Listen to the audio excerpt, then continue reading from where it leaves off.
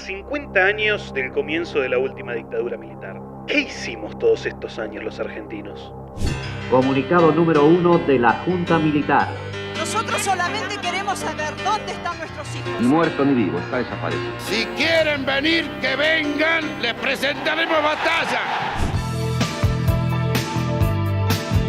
¡Felices Pascuas!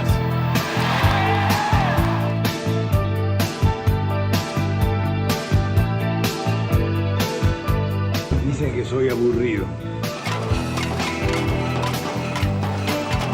La pelota no se mancha. Vengo a proponerles un sueño. No fue magia. ¡No se inunda más! Logramos lograr ese logro. Todos tienen que quedarse en sus casas. Durante los 70 hubo una guerra. Las fuerzas del Estado cometieron excesos. Y más importante, ¿qué vamos a hacer? Hola, ¿qué tal? Bienvenidas, bienvenidos a este especial que hemos dado en llamar ¿Qué hicimos y qué vamos a hacer? Bueno, porque es un poco lo que nos estamos preguntando, ¿no? ¿Qué pasó en estos 50 años que se cumplen del último golpe de Estado en la República Argentina, que dio inicio a la más trágica de las dictaduras? Y bueno, nos parecía necesario repasar algunos aspectos de lo que pasó en estos 50 años para poder pensar también los 50 años que se vienen. Por eso, a lo largo de este rato vamos a charlar con algunas personas que nos parece importante lo que tengan para aportar. En un ratito vamos a hablar de la perspectiva económica que tenía la dictadura también, que empieza a ver algunas similitudes también con lo que pasa hoy. Y por supuesto vamos a dedicarle un rato a hablar de las violaciones a los derechos humanos que existieron y que fue por lo que recordamos a la dictadura, porque fue lo más terrible de todo. Por eso están sentadas ya en esta mesa Sofía Alio y Ana Tawil, que son integrantes de la agrupación Nietes, que, corríjanme si digo mal, pero es una agrupación de nietos y nietas de personas desaparecidas en la última dictadura, ¿no? Exacto. Gracias por venir. ¿Cómo están? Gracias a vos, hola. ¿Cómo Gracias andan? por invitarnos. Muchas No, gracias. por favor, es un placer. Yo lo primero que les quiero preguntar es cómo surge la organización, porque no tiene lo que quizás tiene, por ejemplo, Madres de Plaza de Mayo, que es, bueno, en el momento faltaban los hijos. Bueno, no es el caso de ustedes por una cuestión biológica. ¿Cómo surge? ¿Cómo empieza la agrupación? Bueno, tenemos una historia, Nietes con su corta edad, ya tiene una historia, y es que se conformó un primer grupo, primero en la ciudad de La Plata. Ajá. Eran hijos, muchos de miembros de la agrupación hijos, Claro. hijos que se habían conocido quizás en marchas desde muy chicos, acompañando a sus viejos y viejas. Y en el 2019 fue esto, en la ciudad de La Plata, y ahí viene la pandemia, lo que frustró un primer festival en aquella ciudad, pero permitió la virtualidad, que se incorporen un montón de compañeros y compañeras de todas las provincias, es un montón, de algunas provincias. Todavía no. Ya van a ser todas, seguro. Y en ese momento es que me integro yo, en ese Zoom pandémico, en un momento de aislamiento social. De repente nos encontramos aprox 70 nietos y nietas en un Zoom que no nos conocíamos, muchos, ¿no? Yo no conocía a nadie, de hecho. Y ahí fue empezar a escuchar por primera vez, yo soy nieto de tal, yo soy nieta de tal, pibes muy chiquitos en ese momento, chicas, había una niña de 12 que me emocionó mucho. Y bueno, ahí fueron que la pandemia fue una militancia virtual, la verdad, los primeros 2 años de generar contenidos de Reels, o bueno, no sé si había Reels ya, pero bueno, publicaciones y un 24 de marzo donde había consignas virtuales porque era lo único que se podía hacer. Sí, sí. Y después de 2 años, me parece, recién tuvimos nuestro primer encuentro 24 con barbijos. Nuestra primera marcha fue un 16 de septiembre con barbijos. Claro. Conmemorando Noche de los Lápices, ¿no? Exacto. Y después se armaron las regionales y hoy Nietes corrijo, está integrado por nietos, nietas y también por jóvenes militantes por los derechos humanos. Y estamos en distintas regionales en todo el país, desde Tucumán hasta Ushuaia, hasta Tierra del Fuego, Mendoza, Córdoba, Pergamino, Santa Fe, Rosario, Cava GBA, La Plata, obviamente, y bueno, no me quiero olvidar de ninguna. Córdoba, que me matan. Es cierto que, bueno, claro, es algo relativamente reciente también por una cuestión biológica, pero es cierto que ya empieza a pasar en varios casos de nietos recuperados, que son la generación de los padres y madres de ustedes, que hay muchos que empiezan a descubrir su identidad porque sus hijos o hijas ya le dicen capaz, che, vos estás seguro de esto y de lo otro, y eso los impulsa quizás a acercarse a alguno de los organismos. ¿Les puedo preguntar, hasta donde ustedes quieran contar, por los casos particulares de ustedes, por sus historias? Bueno, mi abuelo, yo, Sofía Alio, mi abuelo, por parte de mi madre, Rodolfo Ortiz, tenía 26 años cuando se lo llevaron de la Quinta a la Pastoril, en donde estaban teniendo una reunión, la cúpula del PRT-ERP, él militaba en el PRT, y también era el secretario general de la Juventud Guevarista. Él estudiaba arquitectura, también militaba en la FADU, junto con mi abuela, Viviana Lozada, que por ella conocí, por mi madre, esta militancia, la verdad. Bueno, mi abuelo se lo llevan de esa quinta, en donde se estaban reuniendo a días del golpe, o sea, el 29 de marzo del 76 fue esa reunión, claro. Y ahí se lo llevaron, o sea, los 5 días del golpe. Pero bueno, obviamente antes del golpe ya venían pasando un montón de atrocidades. Sí, claro. De esa quinta en Moreno se lo llevan. A otros compañeros los matan ahí mismo y a otros se los llevan a distintos lugares y él va a parar a Puente 12 con muchos compañeros de ahí mismo y ahí lo asesinan ese mismo año. Así que bueno, en mi historia particular es muy interesante en Nietes porque cada familia es un mundo, un universo y también estamos quienes pudimos recuperar los restos de nuestros abuelos y quienes no. Claro. En mi caso, gracias al equipo de antropología forense, pudimos recuperarlos en el 2006. Así que pudimos darle un pseudo cierre, ¿no? Porque es una historia siempre, hay una herida siempre abierta. Pero bueno, eso pudimos hacerlo gracias al esfuerzo del equipo. Y pudimos tener 2 juicios. Uno por la Pastoril y uno por Puente 12, con distintos resultados, con cadenas perpetuas. Y en el de Puente 12, que fue el más reciente, el año pasado, el anterior, no, el 2024, bueno, hubieron resultados no tan favorables y eso también nos dio a entender que estábamos en un momento muy picante, ¿no? Entrando en otra época. Totalmente, quizás. En otra era.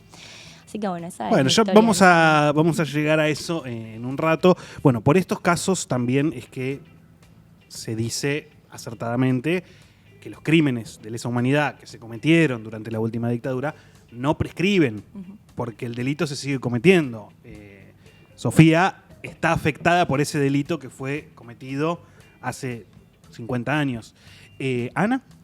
Bueno, yo tengo mi abuelo de parte paterna, desaparecido el 20 de octubre de 1976. Mi abuelo era el PRT, era militante sindical, era delegado de base en la química Huarco en Munro.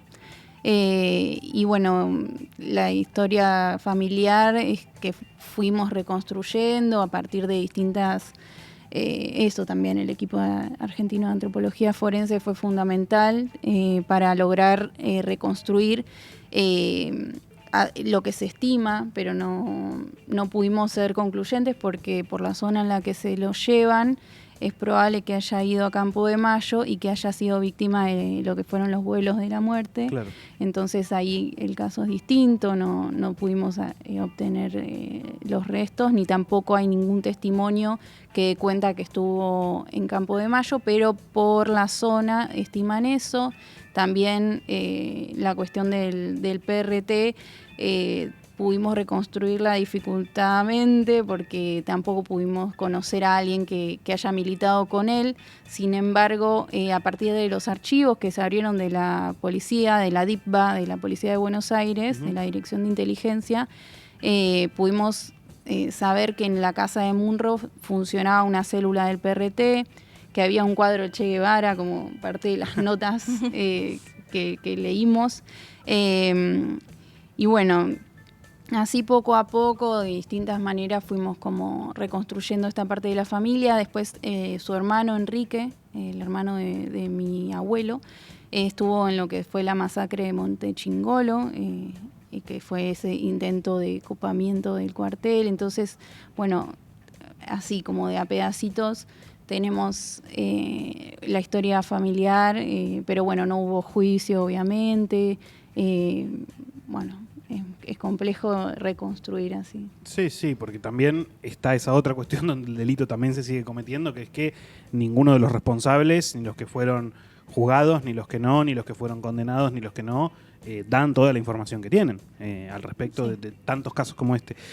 Yo quiero hacer solamente un pequeño paréntesis porque me parece importante decir que si ustedes o algún familiar de ustedes, sus padres, sus tíos o sus abuelos ya a esta altura creen que pueden tener dudas sobre su identidad, está bien que se acerquen a Abuelas de Plaza de Mayo, googlean y van a encontrar la manera para hacerlo, para poder quizás encontrar esa pieza que falta en esas historias personales. Quiero traerlas un poco a lo que pasa hoy, porque el contexto, bueno, vos recién decías, ¿no? Ya no es el mismo que fue en otro momento, se parece quizás al que fue en otro momento. Sí, total. Digo, les pregunto primero desde un nivel más personal. Cuando ustedes escuchan, recuerdo por ejemplo al presidente decir que lo que pasó fue una guerra en la que un bando cometió excesos, o bueno, ni hablar de los dichos y la militancia de Victoria Villarruel. Cuando ustedes escuchan todas esas, cada una de esas cosas, ¿les pasa que les da bronca o dicen esto igual es un pelotudo, no me importa lo que diga, o se calientan o las angustia? ¿Qué les pasa cuando escuchan esas cosas? Todo eso. Bueno, sí, o sea, mucho enojo. Agarro porque también yo en lo particular me sumé cuando gana Milei a Nietes. Entonces okay. Fue como un link directo. Claro.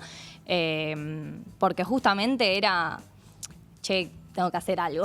Claro. Algo tengo que hacer. Y esta parte de mi historia, yo no había conocido jóvenes que también habían atravesado algo parecido. Una misma marca, ¿no? Con las particularidades de cada caso. Entonces es un espacio en el que pudimos encontrar también un refugio, me parece, hablo en lo personal, en ese momento puntual de nuestra historia. Así que sí, después con todo lo que se dice es bastante como impotencia por un lado, y también, bueno, como agarrar todas esas emociones y hacer, ¿no? Y que nos sirva también de motor para buscar estrategias, modos de acercarnos a las personas que quizás reproducen esos discursos sin saber bien lo que puede llegar a significar, no solo para nosotras, sino a nivel social, o sea, no solo para los familiares. Y de ahí planteamos un montón de cosas que ya vamos a ir contando, pero que nos hace trabajar, por ejemplo, con juventudes y para interpelar esos discursos, ¿no? Claro. Como no quedarnos en la bronca. Por eso, a mí, para no quedarme en la bronca, me sumé a Nietes. Fue una acción muy concreta que hice. Está muy bien. Totalmente. Está muy bien. Sí, total, coincido 100%. Me parece que no hay que quedarse solo con la angustia, más allá de esos discursos, digo, todo lo que está pasando, no quedarse cada uno en su casa con el teléfono viendo todo eso, sino salir a la calle, salir a encontrarse con otros y con otras que les está pasando parecido. Y en este caso, sí, sin dudas, me parece que hay como muchísimo desconocimiento, o sea, una cosa es en los 80, donde todavía no habían habido juicios, donde recién se estaba reconstruyendo esta cuestión, digo, fue todo un trabajo de lucha poder reconstruir esto, después sucedieron los juicios, digo, la reapertura de los juicios. Hoy todo eso ya está, digo, no hay que reconstruir desde ese lugar del acceso, sino que falta el acceso justamente, no hay que reconstruir en relación, si bien falta muchísimo, digo, hay un montón, y por ahí lo que nos falta es generar ese link para que se conozca en muchos casos y que puedan no quedar vulnerables a estos dichos, ¿no? Digo, nuestra generación más que nada, si no conoce la historia, queda a merced de lo que se le dice vía redes y bueno, queda mucho más vulnerable. Creo que un poco la tarea que hacemos desde Nietes tiene que ver con eso, con el acceso al conocimiento, con el acceso a la historia y también con la cuestión de humanizar, ¿no? A los compañeros, las compañeras detenidos desaparecidos que fueron personas que militaban, que tenían proyectos, sueños, y acá estamos los nietos y las nietas, que no son militantes abstractos, sino que, bueno, son nuestros abuelos y abuelas. Me diste el pie justo, porque yo les cuento, ¿no? Me dijeron, vos tenés 20. 24. ¿Y vos? 29. Bueno, yo tengo 26. Estamos más o menos en el mismo rango generacional.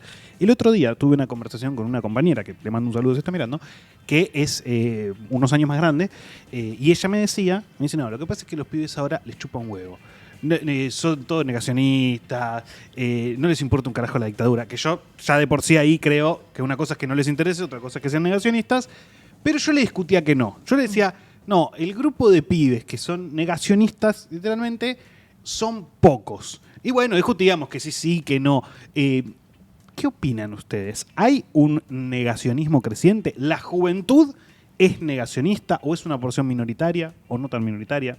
¿Qué les parece? No sé. O sea, no, me parece que... Se los pregunto más como ciudadanas como que como militantes de una agrupación. Sí, total. Sí, yo creo que, no sé, me parece... O sea, es negacionismo, sea por... No lo sé, igual en términos técnicos, pero digo, para mí, en el común de la sociedad, es negacionismo, aunque sea por desinformación, ¿no? O por ignorancia, me parece una palabra un poco fuerte, capaz desinformación o distintos accesos a la información. Entonces me parece que hay muchos pibis o jóvenes de nuestra generación y más chicos también, que se acercan a ese discurso porque algo les parece atractivo, ¿no? De eso. Me parece que hay algo de como esto que se decía, ¿no? De una tercera opción a la grieta y que bueno, en algún lado los habrá encantado y me parece que vino en ese paquete el negacionismo. O sea, eso es una opinión totalmente personal. Me parece que es un discurso muy fuerte del gobierno, el negacionismo, y que en esa campaña era parte de otro paquete de discursos. Me parece que hay algo de la repetición de no fueron 30.000 o de todo esto que se asocia también a la militancia por los derechos humanos, a un partido en particular, y bueno, entra todo en el mismo vos combo. Decís que capaz hay pibes que banco mucho a Milei y como Milei dice que no fueron 30.000, entonces yo digo que no fueron 30.000. Sí, tampoco sin subestimarlos, ¿no? A los pibes. Me parece que hay que ver cada caso, pero pasa mucho eso y también creo que, bueno, hay que ver qué pasa con el trabajo, con la memoria en las escuelas o más allá de la escuela, en las distintas instituciones por las que transitan estos pibes, ¿no? Porque si en su casa... no en ningún momento se trabajó sobre la temática memoria, porque pasa mucho eso, también nosotros lo reflexionamos un montón como Nietes, que es como, bueno, si no te ha afectado directamente, no lo trabajás, no tenés un acercamiento al tema, y justamente lo que intentamos es que sea lo contrario, ¿no? Que todos podamos acercarnos, defender el tema, porque hay que aberrar lo que pasó en la dictadura, todos, seamos familiares o no. Me fui un poco por las ramas, pero como esto. No, está bien, pero hay una... Digo, pienso en mi caso, ¿no? Porque obviamente ustedes tienen una parte de que la historia las atraviesa personalmente también. Claro. A mí que no me pasaba eso, yo no recuerdo que en mi casa se hablase de... Tampoco no eran negacionistas ni en pedo, pero no era que yo me levantaba un día a la mañana y me decían, mirá, hubo una época en la que... Te lo hablaban en el colegio por primera vez y después sí, a raíz de eso en mi casa... Me explicaban lo que había pasado, qué sé yo, pero de alguna manera venía primero lo que pasaba en la escuela y yo creo que eso todavía se mantiene más o menos, no sé vos cómo lo ves. Yo lo veo como que es una minoría, que creo que por ahí hay casos en los que pueden bancar un gobierno, pero esa cuestión no... O quizás una cosa donde, bueno, pero es menor, como que eso no los aleja, esa diferencia, capaz no le dan esa importancia. Pero sí, yo coincido con Sofi. Hay algo de, por lo menos lo que vengo pensando estos días, ¿no? De qué pasó en historia, ¿no? Qué pasó que que insisto con esto, con que quedaron tan vulnerables a estos otros discursos, ¿no? Digo, ¿qué pasa cuando la escuela es repetir y aprobar y no una interpretación más profunda de lo que se está hablando? A veces yo tiendo a creer eso, que por ahí fue una materia más de la escuela y donde hubo que aprobar un examen y nada más. Digo, Claro. ¿Cómo trabajar eso? Es algo que lo estamos pensando mucho desde nuestro espacio, de cómo acercarnos a los colegios, de cómo trabajar estos temas para que se trabaje en todos los colegios también. Sé que yo fui a un colegio privado donde sí se trabajaba, pero no había jornada por la memoria o algo por ahí más con mayor importancia que esto, ¿no? El rendir el examen y por ahí es repetir y así como pasó como matemática, como otra materia más, digo, Claro. no una sensibilidad, y ahí creo que la sensibilidad no es voluntaria, creo que la sensibilidad es una capacidad y hay que desarrollarla, que no es algo que se pueda imponer, ¿no? Sí, yo ahí coincido que hubo un primer paso que se logró, que bueno, fue que en todos o en la inmensa mayoría de los colegios se trate el tema. Sí. Después sí dependía mucho de la subjetividad de cada colegio. No sé, yo iba a un colegio privado, pero bastante progre, que hemos llegado a hacer pañuelos en el patio de todo el colegio cagado. Nos pasaban la noche los lápices, era todo, pero bueno, era la particularidad Total. de ese colegio. Les voy a hacer una pregunta que es difícil, me pueden decir, no tengo la más puta idea, está todo bien. Bueno. Mañana asume otro presidente, presidenta. Ay, me asusté, pensé que era real. Es una noticia esto. Mañana asume otro presidente, presidenta. Asumo yo, mañana. Bien. Y yo la llamo a ustedes y les digo, miren, me preocupa el tema de que está creciendo el negacionismo, creo que no está bien trabajado la memoria y el tema de los derechos humanos en la educación y en la sociedad en general. Tomen, tienen acá la llave del gobierno para esta área. ¿Qué hago? ¿Cuál es la política que hay que hacer? Es difícil la pregunta, pero ¿qué harían ustedes?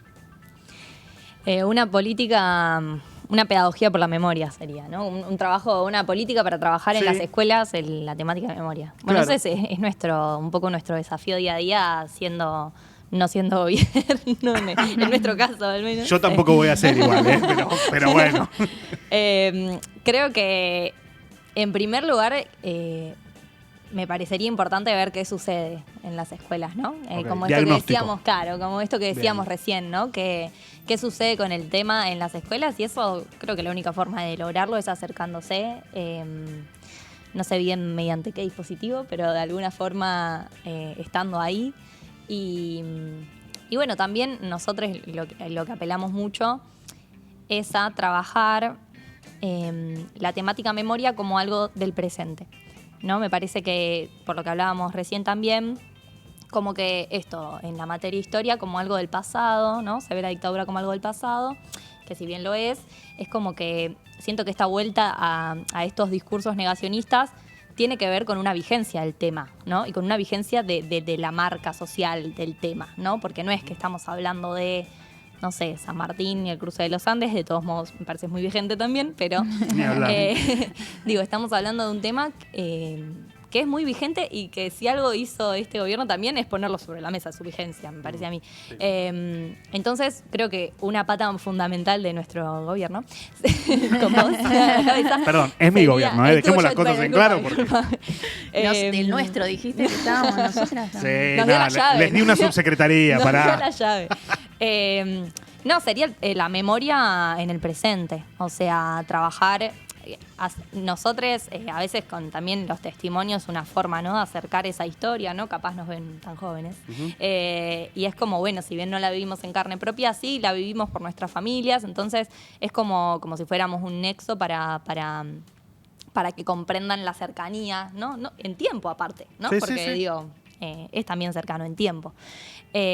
Así que esa sería mi primera pata, no sé, Ana, la memoria en el presente. Ana, sos subsecretaria, ¿qué haces? Sí. Bueno, yo voy a decir dos cosas. La primera tiene que ver con esto que es a lo que más apostamos desde Nietes, a la pedagogía de la memoria y a este puente que une el pasado con el presente, y ahí me voy a lo que ustedes van a hacer después en relación a lo económico. Digo, el conflicto es el mismo. Digo, el conflicto que dio lugar a a la dictadura, al genocidio, tiene que ver con una necesidad del capitalismo, ¿no? De transformar el modelo de acumulación.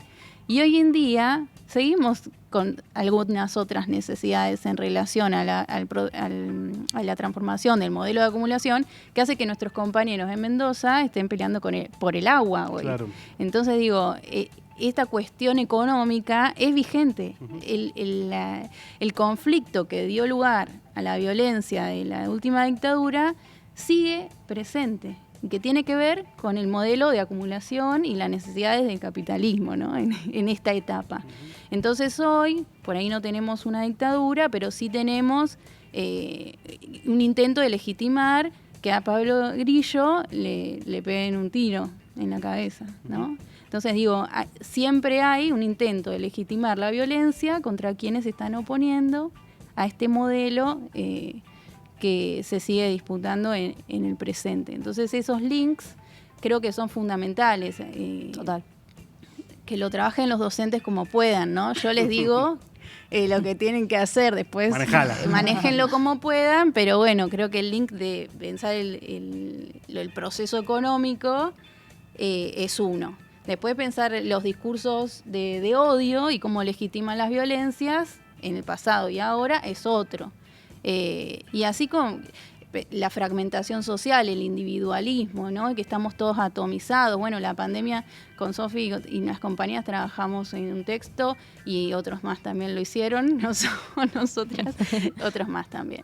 El tema de la pandemia, cómo viene a fragmentar a la sociedad, así como la dictadura en su momento generó una sociedad ultra individualista. Bueno, son puentes posibles entre y la memoria de esta historia sirve para entender lo que nos está pasando ahora, la memoria de la dictadura y la memoria larga, ¿no? La memoria de la historia de nuestro pueblo, porque en definitiva el conflicto venía también más atrás.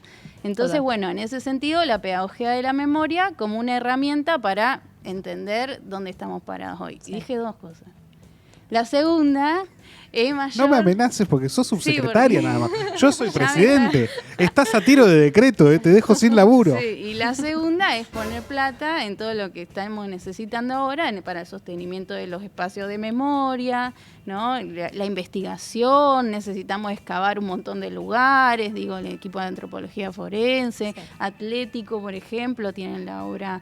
El proyecto de excavar ahí abajo de la autopista está parado porque no hay plata y además si encuentran cosas, conservarlas también es dinero, entonces tampoco podemos encontrar algo que luego no podamos conservar. Claro. Entonces, bueno, ahora la Perla, después de no sé cuánto tiempo que no se encontraban restos, ahora se encontraron 10 identidades, 10 personas. Digo... El presupuesto para todo lo que hoy está frenado, los juicios, ahí hay una cuestión política de que avance, que no avance. Bueno, necesitamos que avancen los juicios, que los genocidas están muriendo y los familiares también.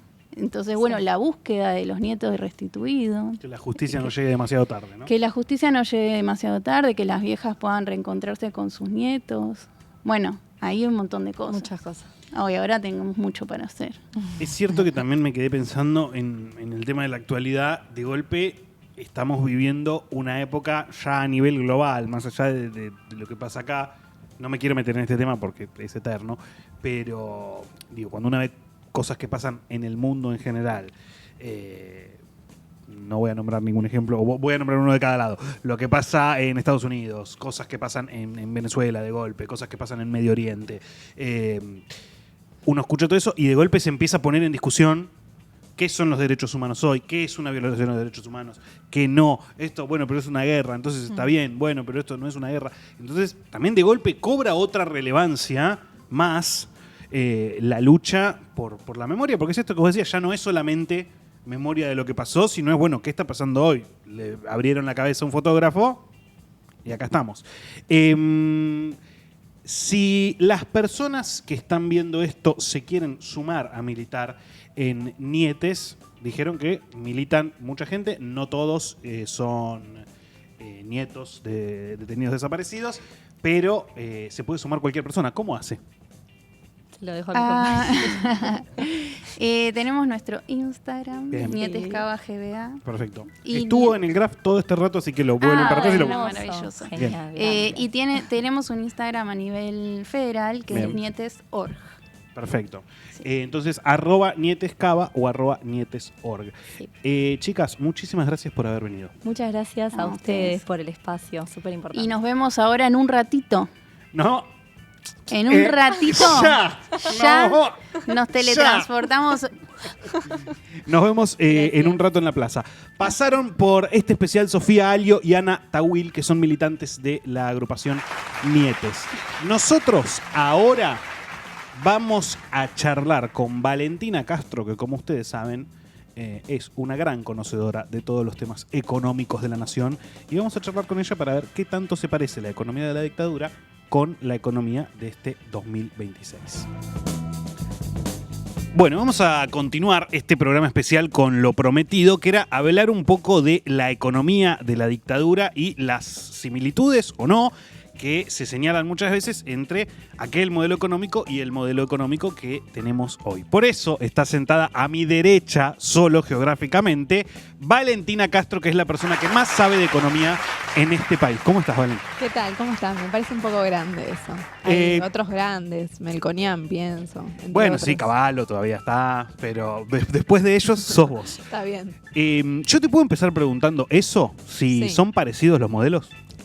Sí, bueno, efectivamente, estamos hablando, cuando hablamos del modelo económico de la dictadura militar, primero tenemos que hablar de un cambio de régimen, un cambio de patrón de acumulación.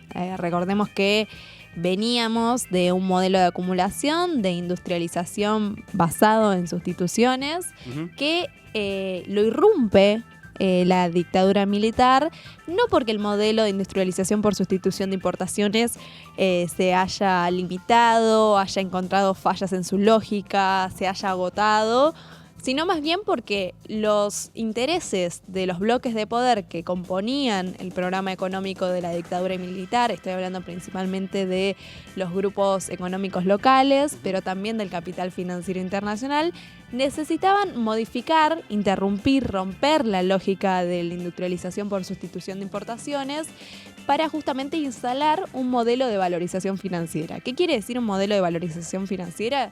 Es un modelo económico donde lo productivo, la producción industrial, deja de tener protagonismo como motor de demanda, de desarrollo y de crecimiento económico, y el sector financiero pasa a ocupar el lugar principal como motivo o motor de crecimiento en este modelo de desarrollo. Entonces, cuando uno piensa eso, dice, bueno, estamos hablando de el modelo económico que hoy tenemos, ¿no? Claro. Un modelo primarizador, donde los únicos tres sectores que crecen son el sector agroexportador, actividades primarias, el sector ligado a la energía, gas, petróleo, explotación de minas y canteras, y el sector de actividades de intermediación financiera, sector Claro. financiero. Los bancos, la... Exactamente. Sí.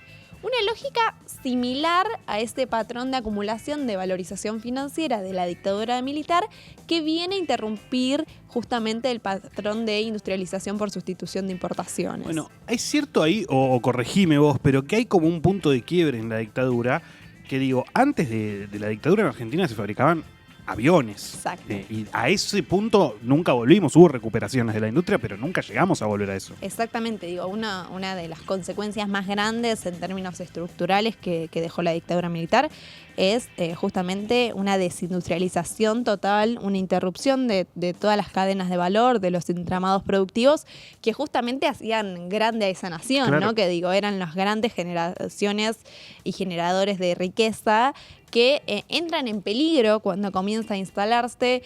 Si nosotros queremos hacer como una radiografía de lo que fue la economía de la dictadura militar, bueno, llegan al poder en el 76, Martínez de Oz pone a sus funcionarios, que eso no es algo menor, digo, todos los funcionarios, el 85% de los funcionarios de Martínez de Oz venían de ser CEOs de grupos económicos locales. Esto no es un dato menor. Bueno, porque es el equivalente a los JP Morgan que tenemos hoy. Exactamente.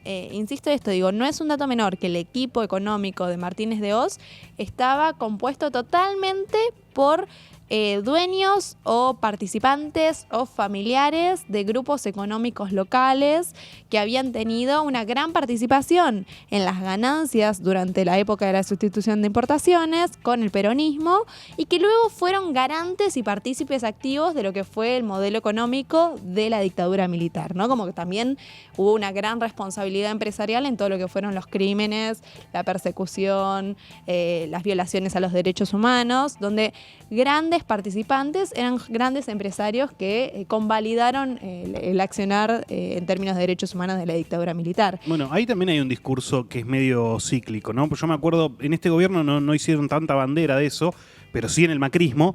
¿Te acordás que decían, como, bueno, traemos gente exitosa del sector privado para que ocupe estos lugares? Y después, la verdad que la chocaron toda cuando tuvieron que gestionar. La diferencia, si uno quiere pensar en términos de cómo fueron la ocupación de esos puestos dentro del equipo de Martínez de Hoz, yo te decía, bueno, la mayoría de los funcionarios no habían tenido experiencia previa en la gestión, nunca habían llegado a ejercer un cargo público, sí habían tenido experiencia en la gestión empresarial de los grupos económicos locales, a diferencia del macrismo, que eran capital financiero internacional. Digo, venían los empleados, los ejecutivos de JP Morgan, de los grandes fondos buitres, de los fondos extranjeros. Y hay una cuestión que es un punto de quiebre en la economía de la dictadura militar, que es la reforma financiera del 77. A partir de eso se institucionalizó, fue el régimen legal que permitió todo lo que pasó después en la dictadura militar en términos económicos. La ley de la reforma financiera del 77 lo que provocó justamente es una apertura importadora como nunca antes se había visto. Yo te decía, bueno, veníamos de un modelo de industrialización basado en sustituciones. Digo, no importábamos la silla. La silla se producía desde el principio hasta el final en la Argentina, ¿no? Claro. Esto provocó una apertura importadora como nunca antes se había visto. También hubo una cuestión en la modificación de las tasas de interés altísimas. ¿Y eso qué generaba? Que vos podías hacer un mega negocio en lo que hoy conocemos como el famoso carry trade. ¿Por qué? Lo inventaron ahí. Exactamente. El carry trade un poco se inventa con la reforma financiera del 77. ¿Por qué? Porque jugaban con el diferencial de cuánto estaban las tasas en el exterior y cuánto estaban las tasas en Argentina. Entonces, ¿qué hacían? Bueno, ingresaban guita, generaban un excedente por ese diferencial de las tasas de interés. Cuando generaban ese excedente, lo sacaban para afuera. Claro. El modelo de valorización y fuga de capitales, deuda y fuga, comenzó en la dictadura militar, o fue su mayor expresión, si uno quiere decir.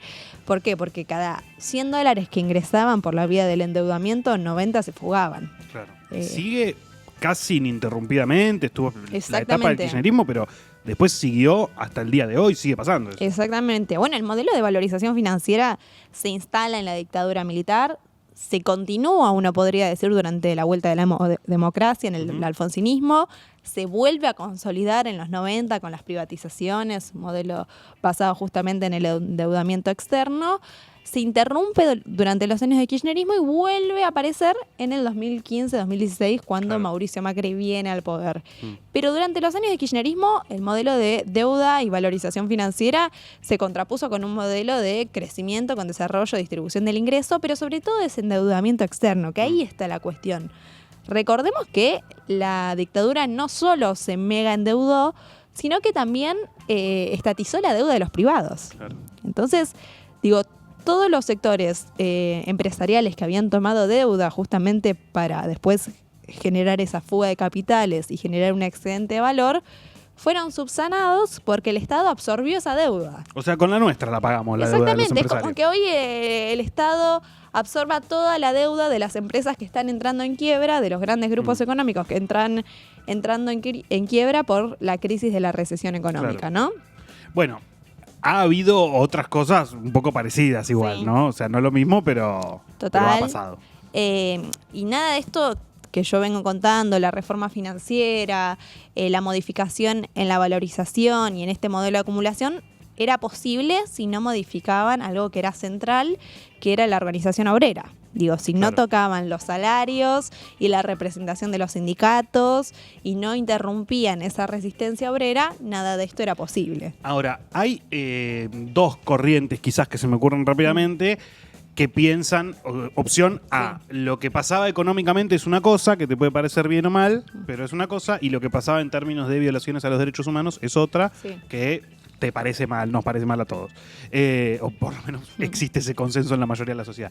Y después hay otra corriente que dice, no, una es consecuencia de la otra y sucedían, no hubiera habido una sin la otra. ¿Vos a cuál de las dos corrientes perteneces? No, yo creo o a otra cosa, pues. Efectivamente hubo una decisión política de instalar un modelo de valorización que para que ese modelo se logre instalar, similar ahora, había que quebrar esa fuerza obrera. Era condición necesaria. Durante la dictadura militar el salario bajó un 40%. O sea, la participación de los trabajadores en el ingreso, en esa riqueza que se genera, también se bajó a niveles extraordinarios. Entonces, hacen eso por un lado, debilitan las fuerzas sindicales a través de la persecución. Insisto con esto, la responsabilidad de las grandes empresas en la persecución a los trabajadores, a los sindicatos, a los obreros, a la organización sindical. Eso fue necesario en la lógica de pensar el programa económico de la dictadura para después llegar a una reforma financiera, para después llegar a un endeudamiento externo y una fuga de capitales y a vaciar todo el sistema productivo.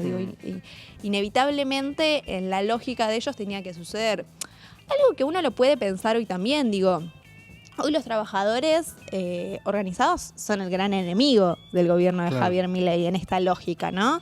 Entonces, cuando le preguntan, bueno, pero ¿qué está pasando? Están cerrando todo el tiempo empresas, fábricas, hay despidos, se interrumpen cadenas de producción. Ellos creen que esa recesión es necesaria. Yo me animaría a decir de alguna forma que esa recesión fue planificada, porque entienden que es algo necesario para efectivamente consolidar ese programa económico. En su momento era el de la dictadura, ahora es el de Javier Milei. Sí, si uno tuviera que, para ir cerrando, si uno tuviera que pensar en los términos del gobierno, yo trato de a veces hacer ese ejercicio de pensar en los términos de ellos. El presidente lo que dice hoy es que, están cerrando muchas empresas, muchas cosas, porque es un cambio de modelo, entonces es la etapa y que después eso se va a recuperar. Si uno mira que pasó algo parecido en la dictadura, dice, todo eso que cerró, que quebró, que esa gente se quedó sin trabajo, a los 5 años no floreció de otra manera. Exactamente. Eso es lo central, Pensar en si es que efectivamente se está revirtiendo el ciclo económico tal cual lo conocíamos, un ciclo económico con un eje productivo donde la industria, la producción manufacturera eran los grandes pilares de desarrollo económico. Si estamos en una transición, en decir, quizás esto genera daños que no son irreparables, pero efectivamente, cuando hablamos de industricidio, de cierre de empresas, de atentados contra la organización sindical y la clase trabajadora a través de una reforma laboral como la que estamos viviendo, una reducción de la participación de los trabajadores en la riqueza que se genera, son daños de carácter estructural.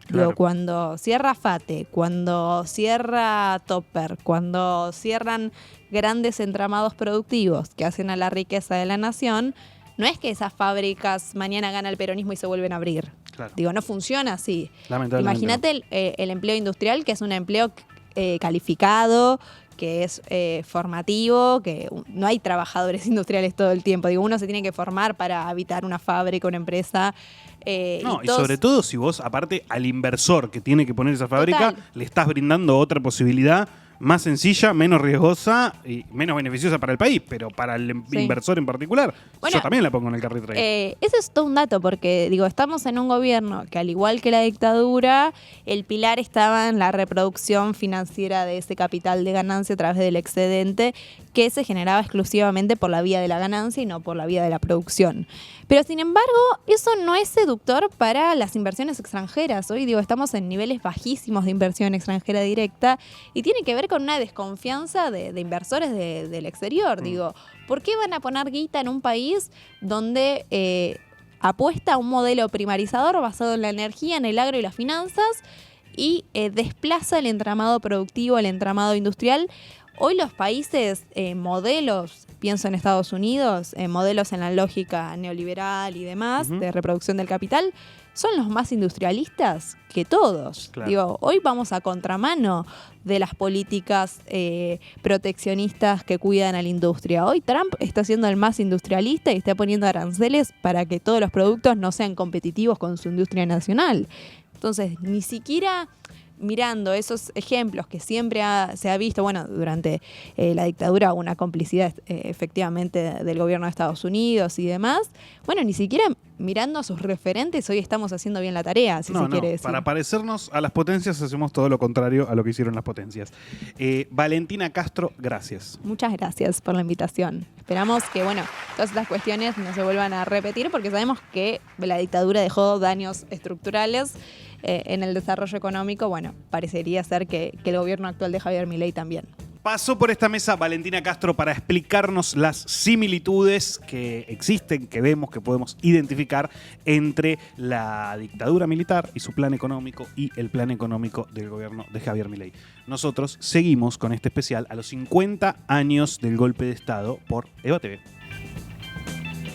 Bueno, estamos llegando al final de este especial que hemos hecho por los 50 años del golpe de Estado. Yo, antes de irnos, falta un poquito todavía, pero no quiero dejar de decir, primero, que estén atentos a la programación que se viene este año en EVA TV. Va a haber programación que va a ser anunciada en breve, así que estén atentos a las redes sociales. Y le quiero agradecer también a todo el equipo que ha hecho posible este especial, además de nuestras invitadas, a Valen, que pasó hace un rato también, al Bebu, a Bruno, a Sabino, a Gastón, a Mimi, a Pascual, al equipo de edición también que hoy estuvo trabajando en esto. Así que bueno, gracias a todos. Esto lo hacemos así. Somos un canal que cree que es importante hacer algo especial cuando hay una fecha como esta.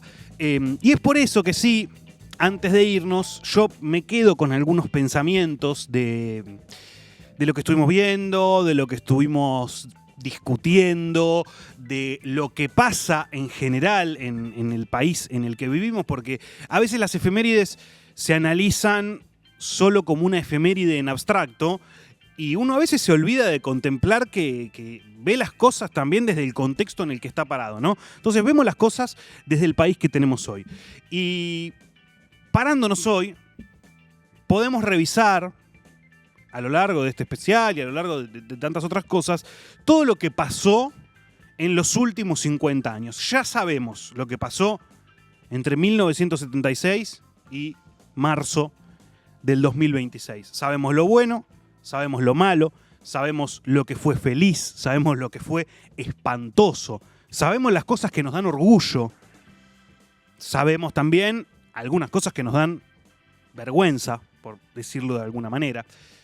Todo eso que pasó en esos 50 años ya no lo podemos cambiar. Lo que nos queda por cambiar o por inventar o por hacer son los 50 años que vienen.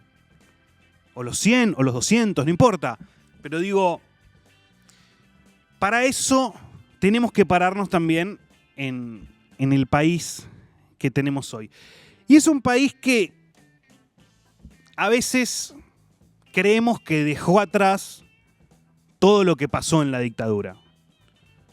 Si uno dice, ¿sigue pasando esto? No, te decimos todos rápidamente. Pero tampoco lo dejamos atrás. Ni de cerca. Porque además de que hay cosas que no se pueden dejar atrás, porque van a ser parte siempre de la historia de un país, siempre va a haber familias en las cuales falta gente. Eso no se va a quedar atrás. También yo por lo menos tengo la sensación de que en los últimos años, no le quiero poner un número, pero en los últimos pares de años, hemos estado retrocediendo un poco, ¿no? Me parece a mí. A mí me parece que estos 100 años los podemos pensar de dos maneras, ¿no? 100 años pensando en los 50 que pasaron desde aquel golpe de Estado y los 50 que vendrán. Y a mí me parece que si pensamos esos 100 años, hoy hay una posible visión, un poco pesimista quizás, que es que esos 100 años van a ser una especie de pirámide, o están siendo una especie de pirámide, donde el punto más bajo fue ese 1976 y el proceso que empezó en ese momento, y que después de a poco lo fuimos dejando atrás para llegar a un cierto pico que ya empezó a caer y que ya estamos en la bajada y que de acá en adelante solo nos queda volver a la bajeza absoluta. Bueno, la verdad que esa opción es horrible, es espantoso mirarlo de esa manera, pero es una manera posible parados en donde estamos hoy. La otra opción, que es un poco más linda, es creer que efectivamente dejamos atrás ese 1976, que venimos en una curva ascendente de crecimiento como sociedad y como país, y que lo que pasó en los últimos años fue una pequeña debacle nada más, que en todo caso servirá para tomar impulso para que los próximos 50 sean mejores.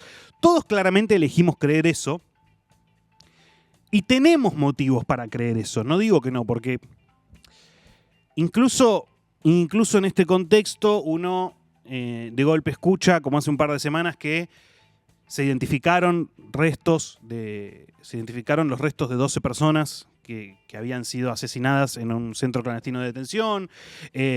Uno sabe que sigue habiendo juicios para los responsables de la dictadura. Uno sabe, el otro día salió una encuesta, que el 70-75% de la sociedad está de acuerdo en que lo que pasó, que lo que pasó fue terrible, que no puede volver a pasar, que hay que juzgar a la gente que hizo eso. O sea, todavía eso sigue pasando. No es todo una cagada. No es todo una cagada. Pero a mí lo que me preocupa es que, volviendo a las dos opciones que tenemos para los 50 años por delante, si van a ser una caída en picada hacia lo que veníamos, un retroceso, o si van a ser efectivamente continuar mejorando la vida de todos nosotros, creciendo. El debate entre esas dos opciones es un problema porque es algo que pensamos. Y la verdad que acá no importa lo que pensemos. No importa lo que analicemos de la situación, lo que creamos, lo que digamos, lo que charlemos, lo que tuiteemos, los reels que hagamos. No importa eso. Importa efectivamente lo que hagamos para que el país vaya en una dirección o en la otra. Porque si tenemos los próximos 50, 100, 200 años en disputa, bueno, o lo vamos a convertir en todo lo que queremos que sea, o nos vamos a quedar mirando. Pero no es que no va a pasar nada, va a haber otros que van a hacer. Entonces, la pregunta que a mí me queda para los 50 años futuros de Argentina es si nos vamos a quedar mirando mientras los pibes no tienen para comer. Si nos vamos a quedar mirando mientras le rompen la cabeza a un fotógrafo que está trabajando. Si nos vamos a quedar mirando mientras hay genocidas cantando con Palito Ortega en su supuesta prisión domiciliaria. Si nos vamos a quedar mirando mientras el país se le regala al extranjero que venga de turno. Si nos vamos a quedar mirando mientras la dirigenta opositora con más intención de voto del país está secuestrada en la casa por el propio Estado. ¿Nos vamos a quedar mirando o vamos a hacer algo? Esa es la discusión nada más. Porque de acá a 50 años va a haber otro periodista, comunicador, streamer, el título que le demos en ese momento, que va a estar haciendo otro especial, recordando en ese caso los 100 años del golpe de Estado. Y lo que está en disputa hoy es en qué país va a pasar eso. ¿Qué va a decir? ¿Va a decir qué bueno que los próceres del 76? ¿O va a decir qué bueno que dejamos atrás definitivamente toda esa mierda que existió en este país? Ese país de acá a 50 años es lo que estamos discutiendo hoy. Y si queremos que sea un país mejor que este que tenemos, y bueno, hay que ponerse a laburar. No queda otra. Y de la única manera que conocemos, que es la manera también, y por eso me interesaba destacarlo, es la manera también en la que hacemos este canal.